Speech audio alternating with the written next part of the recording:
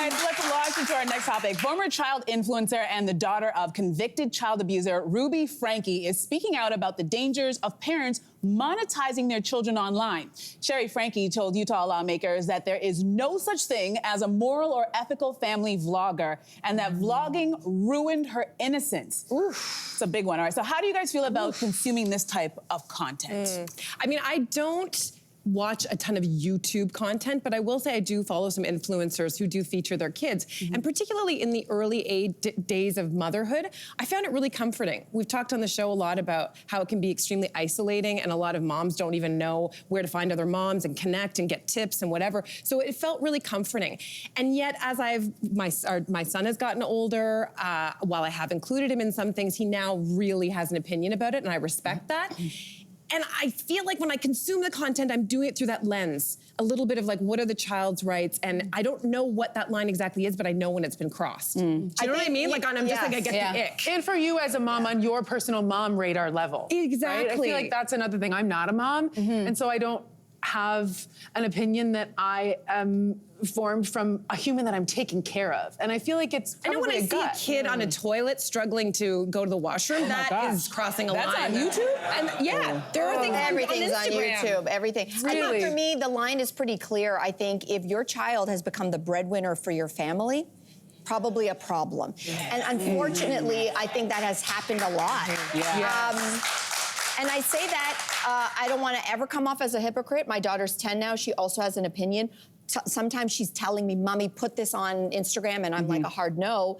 And other times, like, technically I'm not allowed to talk to her about her on the show anymore, but I'm gonna do it right now, just for a minute, I'm sorry, Marqueza, to prove the point that she has appeared on my Instagram when we've done brand partnerships with really great companies that they've got great stuff for kids that she uses and loves, but the difference is she's not the breadwinner. You know, this is something that she gets, and I tell her, you might get a little bit to have some playtime with this money, but this is actually going to a university fund or what have you. I get to make that decision. Here's the deal, and that, okay, first of all, when I heard the words ruined her innocence, it really kind of took me by surprise, because I watch this content and I've heard all the stories and I really never even thought about this.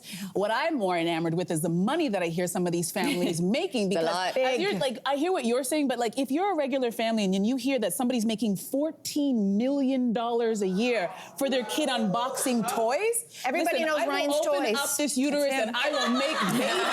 That's where, especially if you're working really hard and you're like, what, you mean I could stay home and my kid could just play with toys on my phone and we post that I'm making money? That's a hard thing to turn down. And also, I feel like it's just become so normalized. Like, all of my friends have been documenting, even before their kids are born, their pregnancy in the room. Like, I feel like I don't even need to go visit because I know exactly what's happening with their child from day one. And it's so normal. And I think this case is just showing us, you know what, we're finding out now on the back end that all of this content we're putting online, giving children phones, we're figuring it out that, you know what, there is a price to pay, a heavy price to pay, and the kids are suffering. Liz, you've got 3 kids. I have 3 kids, 12, 10, and 6. Are you posting their toilet videos No, on YouTube? I'm not posting. I deliberately, Drew and I, my husband and I, I'm not, nor have I ever, deliberately said my kids are not going to be part of the social media that I have. This is their likeness, this is them, this is their lives. This stuff lives forever. I don't care if you delete it, it's still there. And they're not making the decision, I'm making the decision for them to post. It doesn't sit well with me.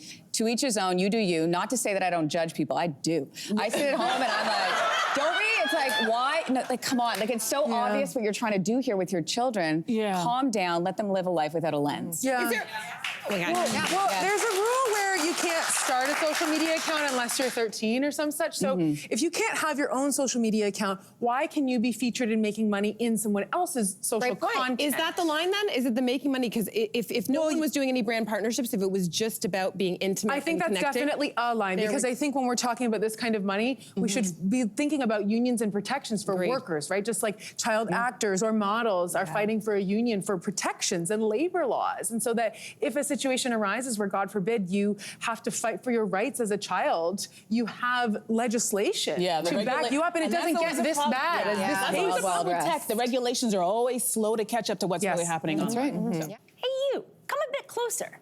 We've got so many more must-see interviews, spicy debates, lifestyle tips, and pop culture moments. So subscribe to our channel by tapping the logo below and don't miss out.